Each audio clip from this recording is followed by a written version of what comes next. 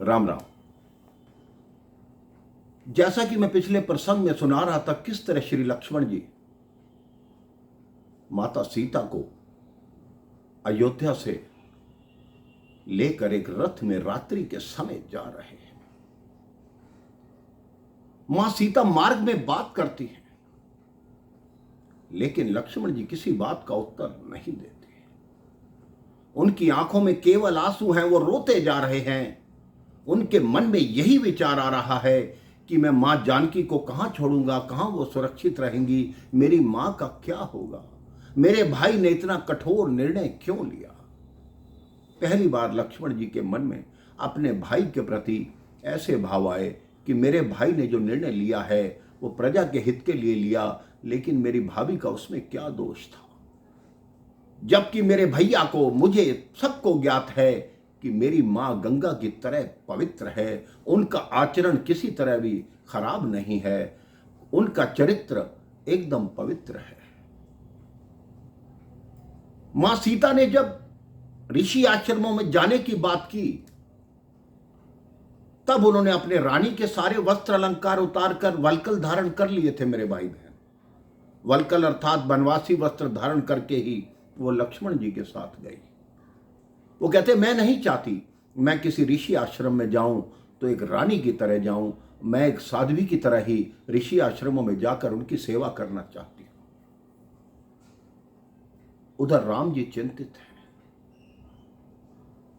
इधर लक्ष्मण रो रहे हैं। पूरी रात्रि रथ चलता है, भोर होती है। भोर होते ही लक्ष्मण एक स्थान पर रथ को रोक देते हैं और कहते हैं, मां अब आप उतरिए। मां सीता कहती है, लक्ष्मण तुम मुझे कहां उतार रहे हो, यहां तो आसपास कोई ऋषि आश्रम नहीं है। तब लक्ष्मण की आंखों से आंसू बहते हैं और बहते आंसुओं के साथ ही वो मां जानकी को सारी बात बताते हैं कि किस तरह प्रभु ने प्रजा के कहने पर, प्रजा के लांछन लगाने पर आपका त्याग किया है। मां सीता ये बात सहन नहीं कर पाती मेरे भाई बहन, और मूर्छित होकर वहीं गिर जाती है। लक्ष्मण जी सोचते हैं कि अगर मैं मां की मूर्छा को देखूं और मां को उठाऊं, वो थोड़ा जल लाकर डालते हैं। मां की मूर्छा खुलती है। लक्ष्मण जी कहते हैं, मां इसमें मेरा कोई दोष नहीं, मुझे जैसे भैया की आज्ञा थी मैं उसका पालन कर रहा हूं। मां सीता एक रेखा खींच देती है। लक्ष्मण जी कहते हैं, मां मैं आपके साथ रहने को सज्ज हूं, तैयार हूं, मैं आपकी सारी उम्र सेवा करूंगा। मां सीता एक रेखा खींचती है कि एक बार तुमने रेखा खींची थी, मैंने उल्लंघन किया था, लेकिन तुम उल्लंघन मत करना, जाओ। अगर मेरे प्रभु ने मेरा त्याग किया है तो इसके पीछे भी कोई ना कोई कारण होगा। मैं किसी भी प्रकार से अपने मन में प्रभु के प्रति कुछ भी नहीं रखती, तुम जाओ, अयोध्या लौट जाओ। लक्ष्मण जी भारी मन से रथ पर बैठते हैं।